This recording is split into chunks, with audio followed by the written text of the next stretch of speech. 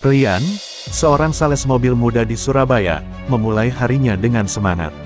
Ia baru saja mendapat prospek pembeli untuk sebuah mobil mewah yang stoknya cukup terbatas. Sebagai tulang punggung keluarga, Rian berharap penjualan ini bisa memberinya komisi besar. Ia sudah bekerja di dealer itu selama 2 tahun dan dikenal sebagai pegawai yang jujur, rajin, dan ramah terhadap konsumen.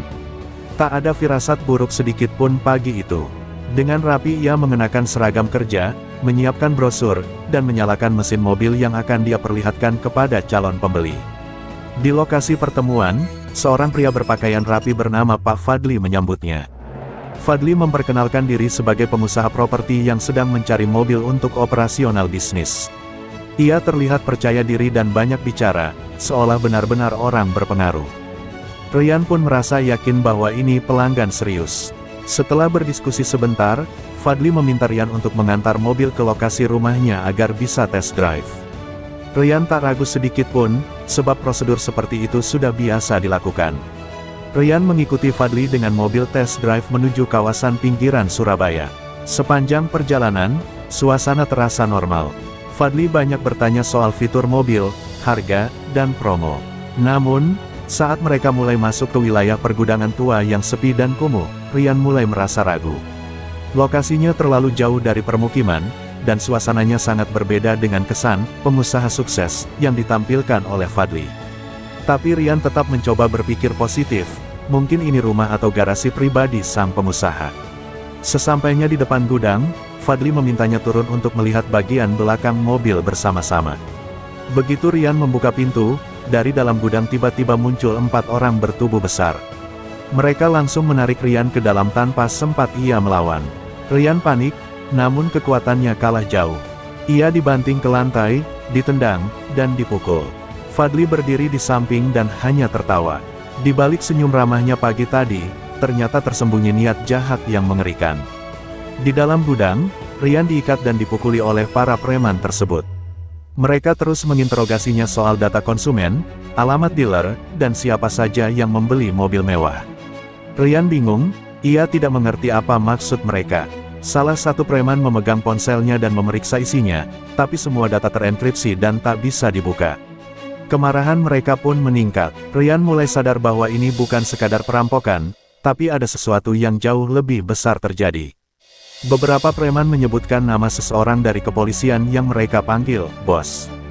Rian pun mulai mengerti, ada jaringan besar di balik kejadian ini, dan dia telah masuk ke dalam perangkap. Ia berteriak meminta tolong, namun tak ada yang bisa mendengarnya di tempat sunyi itu. Hari yang ia kira akan membawa rezeki, justru berubah menjadi hari tergelap dalam hidupnya. Sayangnya, itu juga hari terakhir dalam hidupnya. Rian terus disiksa hingga tubuhnya lebam-lebam.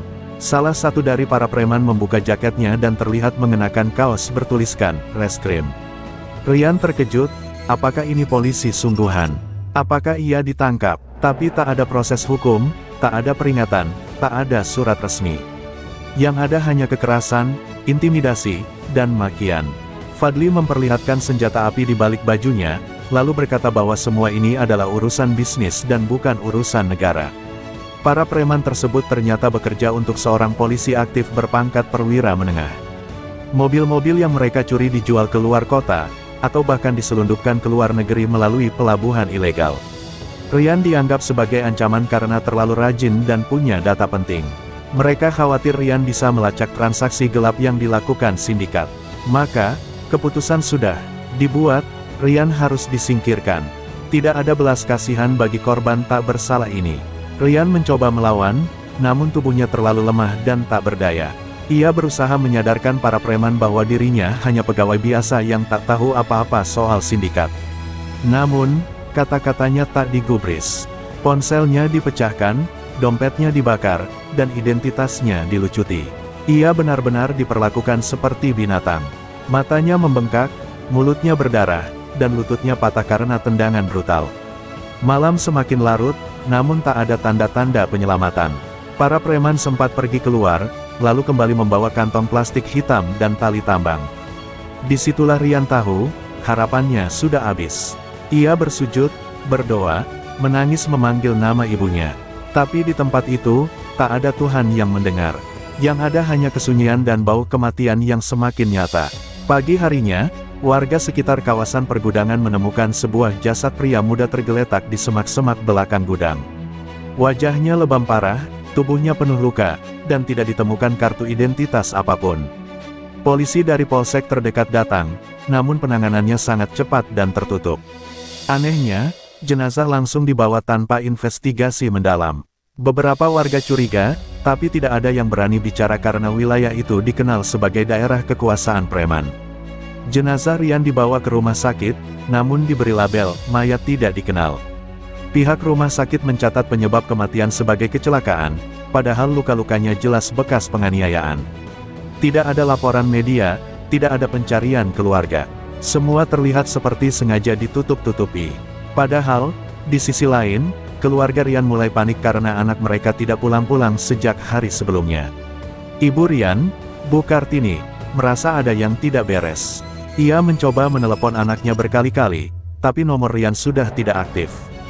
Ia pergi ke kantor dealer tempat Rian bekerja, namun rekan-rekan kerja Rian pun bingung karena tidak tahu kemana Rian pergi. Mereka hanya tahu Rian sedang bertemu calon pembeli, tapi tidak sempat memberitahu siapa orangnya. Bu Kartini akhirnya membuat laporan kehilangan ke kantor polisi. Namun laporan itu seperti masuk angin. Polisi terlihat ogah-ogahan dan menyuruhnya menunggu 7 hari sebelum melakukan pencarian. Bahkan ada polisi yang menyarankan agar Bu Kartini mencari di rumah teman atau pacar Rian saja. Tapi naluri seorang ibu tidak bisa dibohongi. Bu Kartini tahu, anaknya dalam bahaya.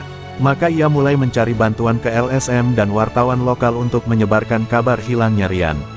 Seorang jurnalis muda bernama Jati dari media independen lokal membaca kabar hilangnya Rian lewat media sosial. Ia tertarik karena banyak kejanggalan, Rian hilang setelah bertemu calon pembeli, dan tidak ada jejak kendaraan atau saksi mata.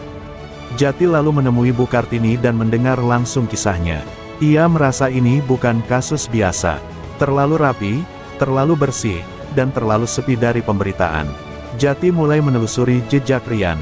Ia mendatangi dealer, memeriksa CCTV, dan akhirnya mendapat satu rekaman penting. Rian terakhir terlihat bersama seorang pria bertubuh besar yang mengenakan pakaian seperti pengusaha. Jati mengambil foto tangkapan layar itu dan mulai menyebarkannya. Ia juga menemukan kejanggalan di laporan RS soal mayat tanpa identitas yang ditemukan di gudang. Waktu dan ciri-cirinya sangat cocok dengan Rian. Saat Jati mulai menggali lebih dalam, ia tiba-tiba didatangi 2 pria tak dikenal di tempat kosnya. Mereka mengaku polisi dan meminta Jati berhenti mengusut kasus itu. Dengan nada halus tapi mengancam, mereka menyuruh Jati fokus pada berita lain.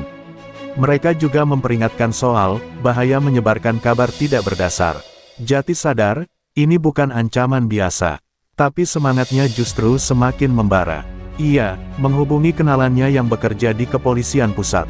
Dari sana, ia mendapat informasi mengejutkan, pria yang terekam bersama Rian bernama Fadli, dan dia memiliki hubungan erat dengan seorang perwira polisi aktif di Polda Jatim. Informasi itu membuka mata Jati bahwa yang ia hadapi bukan sekadar preman, tapi jaringan kriminal yang melibatkan oknum polisi. Ia pun mulai menulis laporan investigatif yang mendetail, siap dipublikasikan. Jati menemukan bahwa sindikat ini telah beroperasi selama bertahun-tahun. Mereka menggunakan kedok pembeli mobil mewah untuk mencuri kendaraan, membunuh sales, dan menghilangkan jejak. Mobil-mobil tersebut kemudian dikirim ke luar negeri lewat pelabuhan gelap di Gresik dan Probolinggo. Di balik semua ini ada satu nama yang terus muncul, Kompol Harun, seorang perwira polisi yang dikenal bersih di luar, tapi punya banyak aset gelap. Kompol Harun memanfaatkan preman sebagai kaki tangan, termasuk Fadli dan kelompoknya. Ia juga punya orang dalam di rumah sakit, media, dan kepolisian lokal. Tak heran jika kasus-kasus pembunuhan seperti Rian tak pernah terbongkar. Jati sadar, nyawanya kini dalam ancaman. Tapi ia juga tahu, jika ia tidak membongkar ini sekarang, akan ada lebih banyak Rian yang jadi korban. Maka, ia bersumpah untuk melawan.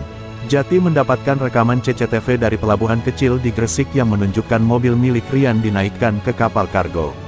Ia mencocokkannya dengan laporan kepolisian tentang kendaraan hilang yang tidak pernah ditemukan kembali. Di sana terlihat Fadli sedang mengatur pemuatan, dan di belakangnya berdiri seseorang yang mengenakan seragam sipil dengan lencana polisi. Itu wajah yang sama seperti foto Kompol Harun yang Jati temukan di artikel lama. Dengan bukti visual ini, Jati semakin yakin bahwa sindikat ini sudah terlalu lama tak tersentuh. Ia mengedit rekaman itu menjadi potongan video pendek dan mengirimnya ke beberapa rekan jurnalis di Jakarta. Sembari menunggu dukungan, Jati juga menemui seorang mantan anggota polisi yang pernah dipecat karena menolak kerja sama dengan Harun. Dari situ, ia mendapatkan dokumen internal tentang pengiriman kendaraan ilegal dan daftar anggota sindikat. Nama mantan polisi itu adalah Ibda Roni, dan ia bercerita dengan nada getir bagaimana ia pernah mencoba membongkar jaringan Harun. Tapi sebelum sempat melapor ke atasannya, ia justru dijebak dalam kasus narkoba dan dipecat secara tidak hormat. Roni menyimpan semua berkas penyelidikannya secara diam-diam, berharap suatu hari ada orang yang cukup gila untuk melanjutkan perlawanan. Jati adalah orang itu. Dengan bantuan Roni, Jati menyusun laporan lengkap nama-nama, jalur distribusi, modus operasi, dan peran masing-masing pelaku, termasuk preman-preman yang membunuh Rian. Ia menamai laporannya, Operasi Malam Suram. Tapi sebelum ia sempat mempublikasikan semuanya, salah satu narasumber utamanya ditemukan tewas, digantung di rumah kontrakannya. Polisi menyebutnya bunuh diri, tapi Jati tahu itu pesan agar ia berhenti. Bu Kartini tidak tinggal diam. Setelah mendapat potongan informasi dari Jati, ia ikut menyuarakan keadilan untuk anaknya lewat media sosial. Video dirinya menangis di depan kantor polisi, membawa foto Rian yang lebam, viral di TikTok dan Instagram. Publik mulai bereaksi, muncul tagar-tagar keadilan untuk Rian. Dalam sehari, ribuan komentar menuntut Polda Jatim mengusut kasus ini. Namun, tekanan publik justru membuat Harun panik.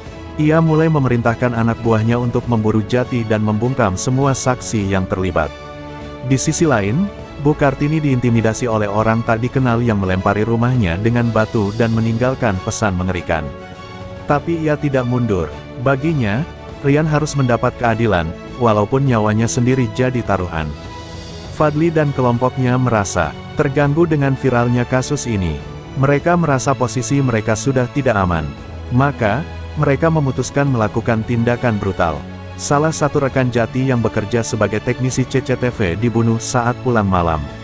Mayatnya ditemukan di selokan dengan luka tusuk di dada. Itu adalah pesan yang sangat jelas, diam atau mati. Jati tidak bisa tinggal diam. Ia mulai menyembunyikan diri dan memindahkan semua file penting ke server luar negeri. Ia juga mengatur agar jika terjadi sesuatu padanya, semua file itu akan otomatis dipublikasikan ke publik. Ini adalah perang informasi. Preman bisa membunuh orang, tapi mereka tidak bisa membunuh kebenaran. Jati tahu, saatnya melawan balik sudah dekat. Salah satu jurnalis senior dari Jakarta yang menerima laporan Jati mengangkat kasus ini ke media nasional.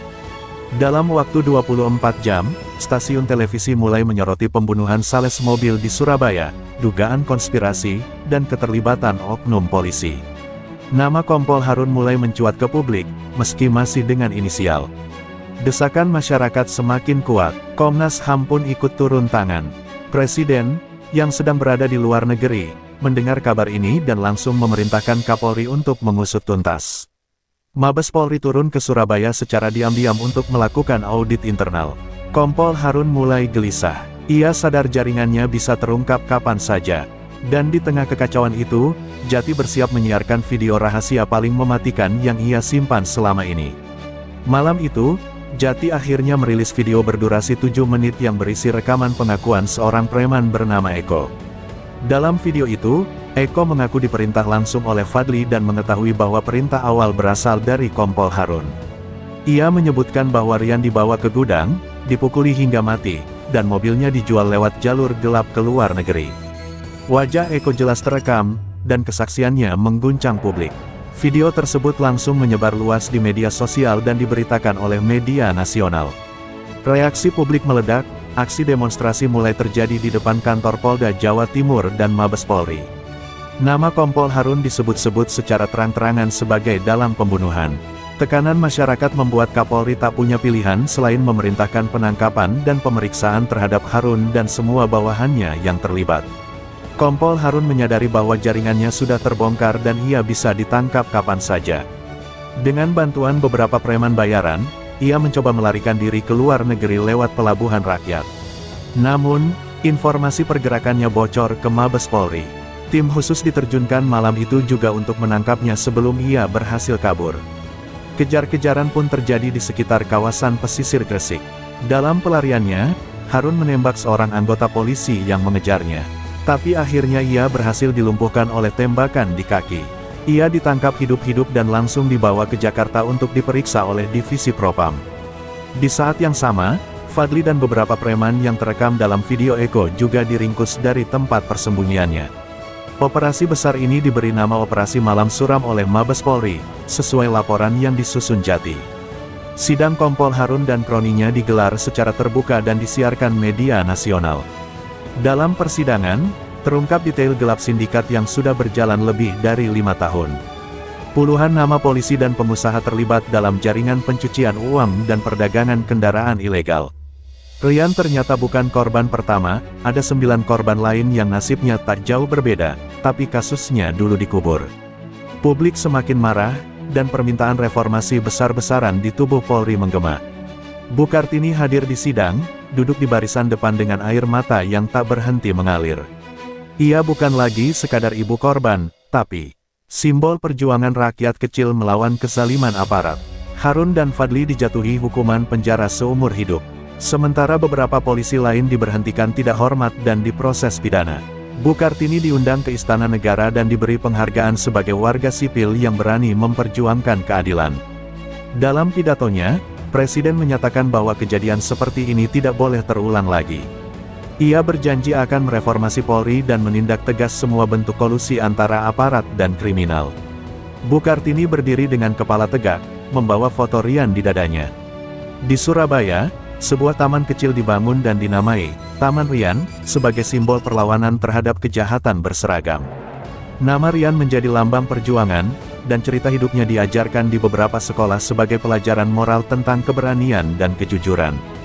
Jati, yang sempat hampir kehilangan nyawanya, kini menjadi jurnalis terkenal dan terus menyuarakan keadilan bagi korban ketidakadilan. Operasi Malam Suram menjadi tonggak sejarah dalam pemberantasan oknum aparat yang bersekongkol dengan kriminal di Indonesia. Setelah kasus itu, muncul banyak laporan dari daerah lain yang mengaku mengalami kejadian serupa. Pemerintah membentuk satuan investigasi khusus untuk mengusut jaringan-jaringan gelap di tubuh kepolisian. Efek domino pun mulai terjadi. Namun di balik semua keberhasilan itu, tak ada yang bisa mengembalikan Rian. Ia menjadi martir dalam perjuangan panjang melawan sistem yang busuk. Tapi berkat kematian tragisnya, lahirlah perubahan besar. Negeri ini akhirnya sadar, keadilan tak boleh dibeli, dan aparat tak boleh jadi penindas rakyat. Rian mungkin telah tiada, tapi namanya akan terus hidup dalam ingatan mereka yang berani melawan ketidakadilan. Tragedi yang menimpa Rian menjadi awal dari gelombang perubahan. Apa yang awalnya hanyalah kasus pembunuhan terhadap seorang sales mobil, berubah menjadi gerakan moral yang mengguncang sistem. Dari lorong-lorong gelap tempat preman beroperasi hingga meja rapat tinggi di Mabes Polri, semua tersentak oleh suara-suara rakyat yang tak ingin lagi hidup di bawah bayang-bayang kekuasaan yang disalahgunakan.